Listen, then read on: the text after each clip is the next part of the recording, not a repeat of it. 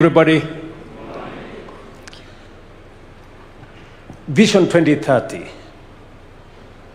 in 2008 became the roadmap for us as a nation to think long-term about our development. Maybe I see some people straining to see. Long-term for us to plan our way into prosperity. And we must commend President Mwai Kibaki and the vision bearers then, who provided a platform for us to put together what today is finally in the sunset years. Vision 2030 has provided a framework for us to figure out our development. It set out that Kenya should be an industrialized nation, middle income, high quality of life in a safe environment. All the targets we set for ourselves, we have been given a review of where we are on the economic pillar, on the social pillar, on the political pillar, and the enablers. And we have been given a scorecard by the Vision 2030 Secretariat. We have done fairly well in many aspects.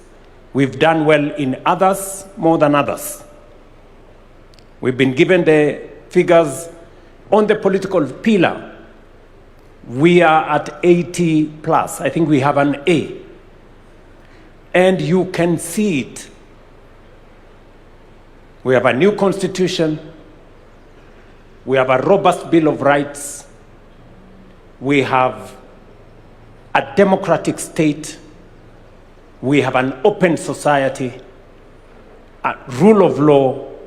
We have a working judiciary.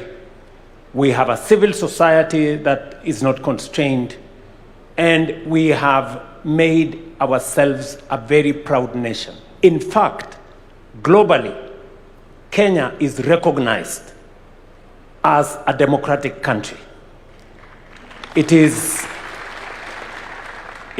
part of the reason why in 2023-24, I paid a visit to America, and the single most important component was the fact that we share in our celebration of freedom and democracy.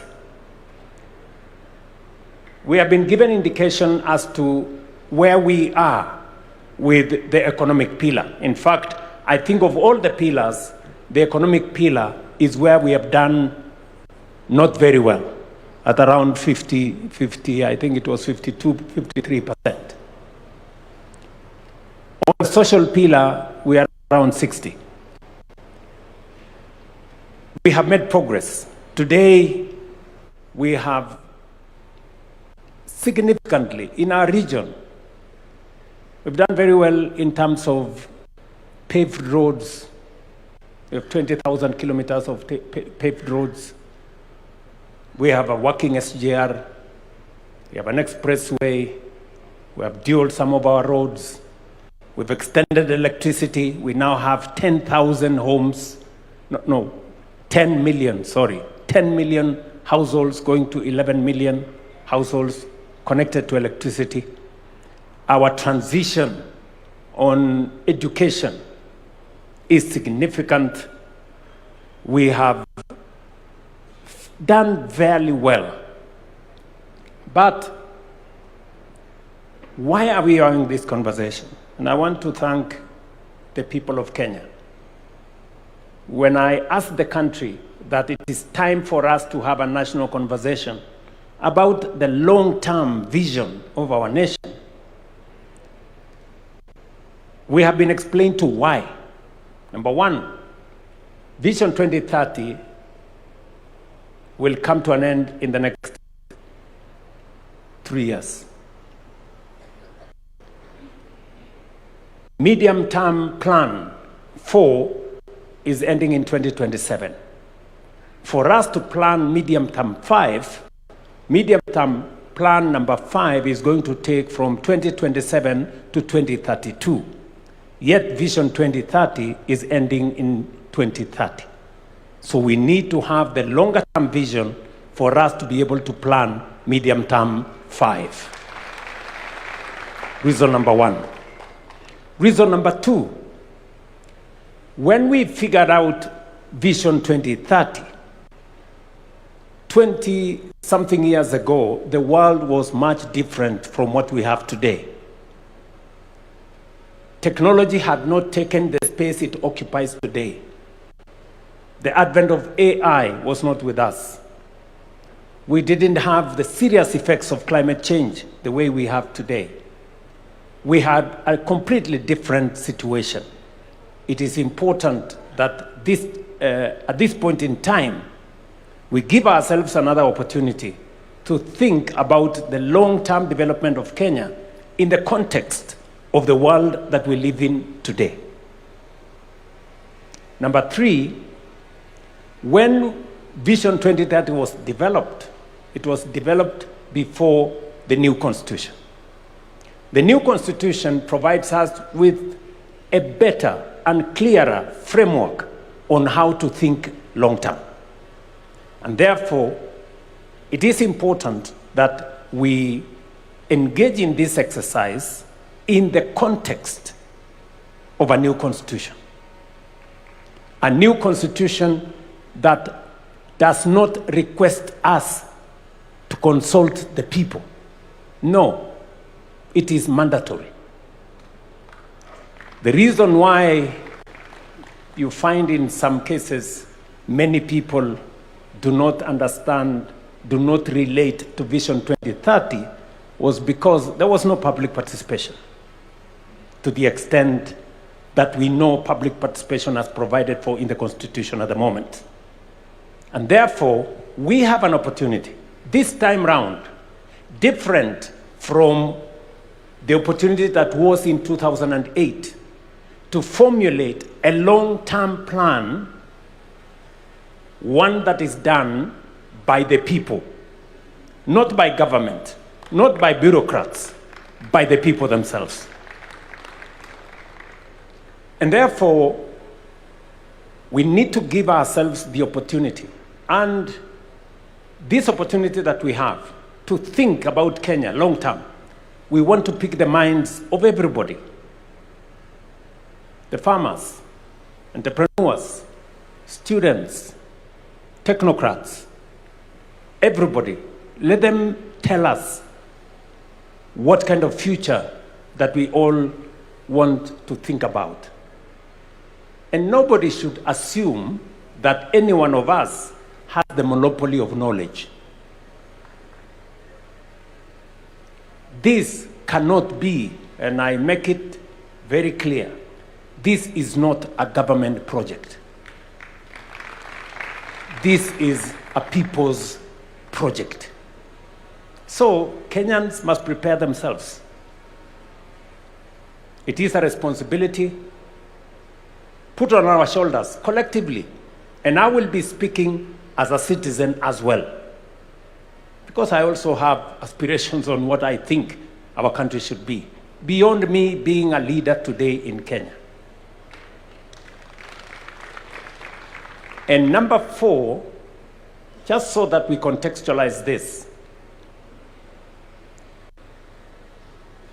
the center of gravity, global gravity in terms of growth is moving to Africa. Africa today is pivotal. Why? Because of 4 reasons. Number 1, we have the largest reserves of renewable energy. We have the youngest population, a population that a quarter of the world's population will be living in our continent by 2050. Number 3, we have the largest market that is emerging. Number 4, we have the largest reserves of uncultivated arable land for food security going into the future. And therefore, as the center of gravity, global growth moves to Africa, we must position Kenya appropriately so that we become that epicenter. It is for those 4 reasons in my thinking that this is the moment for us to imagine the Kenya that we all want into the future. Many people may say, this being a year where we are going into politics, maybe this should not be the opportunity for us. Now, I want to tell them, Kenya is bigger than any election. For far too long, we have made elections to look like it is a matter of life and death. It is not. Yes, it is important. And the reason why we have not achieved some of our targets is because we have made our plans not with the foresight of the future, not thinking about the next generation, but simply thinking about the next election. And that is how we haven't met some of our targets. And I speak from a position of knowledge, and I speak from a position of experience. It's not always that you become a president of a country. I have the privilege to be the president today. And I want to speak from that experience, that the pressure that always you have, even when you know as a leader this is the right thing to do, you are told always, this will affect your next election, don't do it. This will affect your next election, don't do it. Many are telling me, oh, why don't you concentrate on the next election? Leave this thing, it can be done some other time. I'm telling them, the next election will come and go. Kenya must think beyond the next election. Kenya must think for the next generation. And I want to ask all of us here to think beyond any election cycle or any administration. We must think about the next generation. Let me conclude. I hope I'm not taking too much time. Let me say the following. I have listened to the presenters. I've listened to Professor Anyang' Nyong'o. I've listened to Adrian, the good young man who is 7 years old. I have also listened to Professor Hino. And as we have this conversation, I have picked 4 things. Number 1, Professor Hino has said, for those countries that have succeeded, and he's given us examples of Singapore, Malaysia, he's told us about Vietnam, and all the other countries. What was central to their quantum leap was the people. Not the oil, not the gold or resources, it was the people. And we are lucky as the people of Kenya because we have the people, and they are very hard working. So we have what it takes to lift this country to the next level. Number 2, he has told us to pay attention to inequality. A very serious challenge in our nation is inequality. We have too many people who still sleep hungry. We have too many people who are jobless. We have too many people who don't have income. We cannot progress as a nation when we cannot take care of the vulnerable. So Professor Hino has told us 20% of the bottom poor account for only 5% of income, while 20% of the rich people, of those of us in the higher category, control 50% of income. So 20% bottom, 5% of income, 20% top, 50% of income, meaning 10 times what the bottom has. We have to pay attention. We have to pay attention. How we lift those low-income people, how they access, how their children go to school, how their medical bills are paid, how they access employment opportunities, and how we create equality. Number three, he has told us our opportunity is in raising small, medium, micro enterprises. We have an opportunity there. Sometimes we think they don't matter. But the good professor had told us that is where our opportunity is. How do we make micro, small, and medium enterprises grow? How do they access credit? How do they access opportunities? How do they access business? That should be we should pay attention. And then number 4, he has told us to pay attention to accountability, to dealing with corruption. He has told us 3 things. We now have a conflict of interest law, which we signed into law. There are many people who want to challenge it because it closes many doors on the people who have access to power, who want to use that power to access contracts and many things. Number 2, he has told us about EGP. We have been trying to implement EGP for many years. I am very happy that finally we have moved government procurement to an electronic platform where contracts can be transparent. We can know who is being allocated, which contract, for how much, and whether it matches the market parity.